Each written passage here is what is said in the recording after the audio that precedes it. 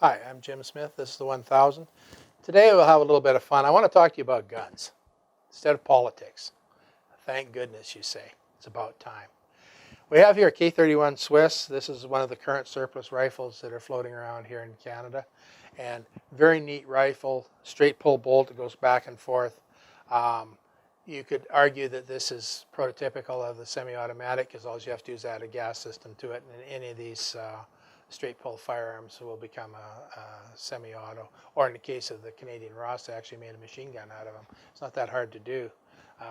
Does give you pause for thought once in a while. But I want to talk to you about gun collecting, my favorite hobby. Because I really like firearms, and I've collected them over the years. And a lot of people that's ended up collecting Winchesters and Marlins and single-shot Sharps started off with surplus military rifles because they were neat, cheap.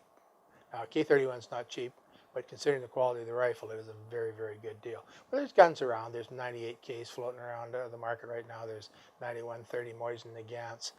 You go to a gun show and you see all sorts of weird stuff. I got a guy offered me a 1898 3040 Krag rifle in the full military recently, and I think I may have to force myself to stretch my limited budget enough to get that rifle, because that's a really neat rifle. But surplus military firearms are a great place to start collecting. The reason they're a great place is because everybody's got them. There's all sorts of different variations and incantations and markings and unit markings, and there's infinite variety. Ammunition ranges from totally impossible to get to really easy. That makes it a bit of a challenge, but hey, life's to have a little bit of fun. But when you pick this rifle up and you look at it, you say, okay, this was during World War II what the Swiss used to face down the Nazis. And let's face it, on the continent of Europe, there was exactly one group of dudes that faced down the Nazis and dared them to take their best shot, and that was the Swiss. The Swedes bottom off with ball bearings as far as I'm concerned. But the Swiss just said no. They kept normal relations and as far as trade and stuff like that, but they did not ever get attacked by the Germans because the Germans knew it would cost more than it was worth. These are very precise rifles. I don't honestly think they would have been great service rifles in combat. Straight pulls don't tend to work that well when you get mud and crap and crud and flying around and shrapnel flying around the neighborhood.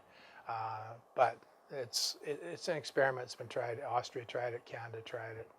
Swiss, the Mondragon from Switzerland was actually designed by a Mexican. That's one of the rarest of the straight pulls. There's some really neat rifles out there that use the basic form of this mechanism. And you can start a little mini collection doing that.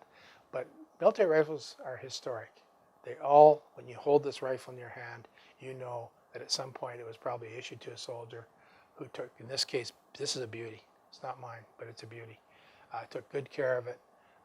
And it was his prized possession because he knew that if those Nazis came across the border, then he was going to go shooting with it, and it was going to be nasty because he's going to be outnumbered 100 to 1.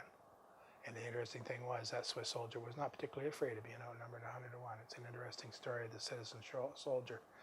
But gun collecting has those stories. My very, very first collectible firearm was a Caracano Carbine, the Italian Caracano Carbine, which of course became famous a few years later as the firearm that was allegedly used in the assassination of John Fitzgerald Kennedy. And I'll tell you, at the time I was shooting that rifle, and that was the nastiest piece of crap I ever shot in my life, I think. And I wondered how you could make that shot. Since then, I've watched all the videos and all the reconstructions and whatnot, and I do actually believe that rifle's good enough to make that shot. Whether Lee Harvey Oswald was a good enough man to make that shot, that's another matter. But military rifles let you have those experiences. Lee Enfields from World War I, World War II tell tremendous stories. Lee Enfields are made all over the world. I've owned them from Australia. I've owned them from Canada. I've owned them from Great Britain.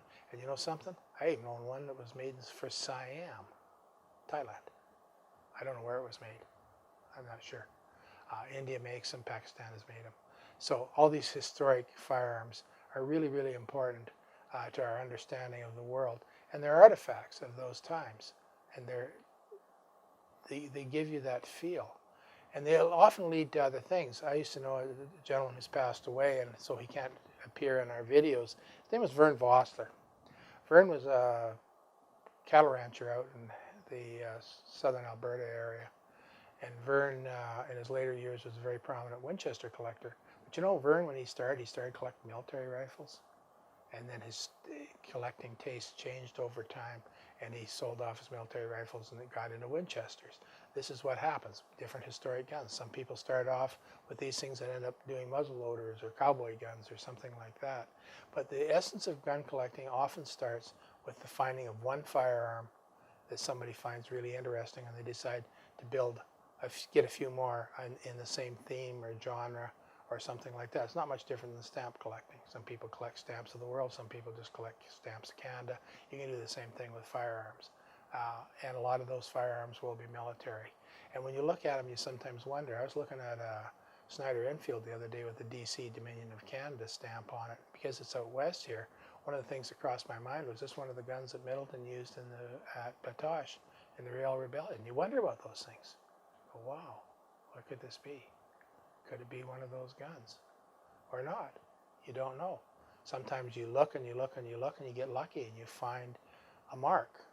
You find a Northwest Mounted Police mark, or you find something like that, or a company mark, a Hudson's Bay Company mark, something like that. You go like, wow, jackpot.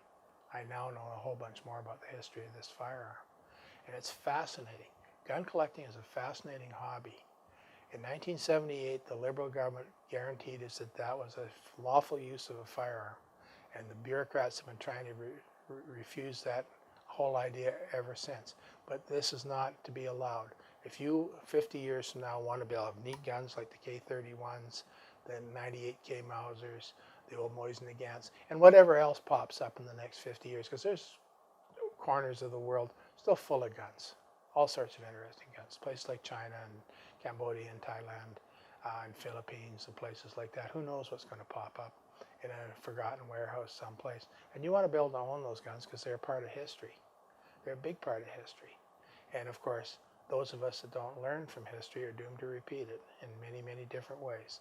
So next time you're in your local gun shop, take a look at what they got for collector's guns. Next time you're at a gun show, look at the collector's guns. And hey, if you've never been at a gun show, shame on you. You should be at a gun show. You should support your local gun show and your local gun shop, because they're the ones that are carrying the torch for us these days, keeping our sport alive.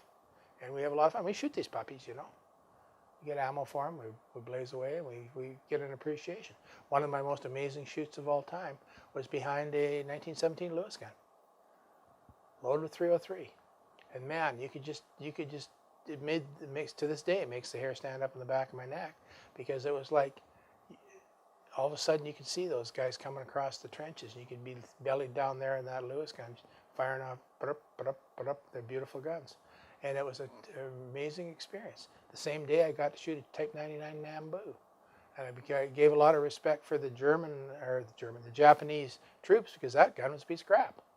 It really was. When you look at the Italian guns, a lot of their guns were pretty garbagey. You understand those troopers were sent out with second-rate materials to conduct a war. It makes you understand what happened afterwards to a great degree. So historical firearms are a lot of fun. Learn about them, read about them, and I hope you'll have as much fun the next 50 years with collectible guns as I've had. Thanks. Thanks for dropping in and watching. If you liked what you saw, please share it with your friends. Please like it.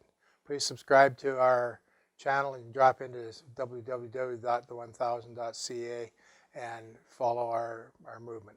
Bye.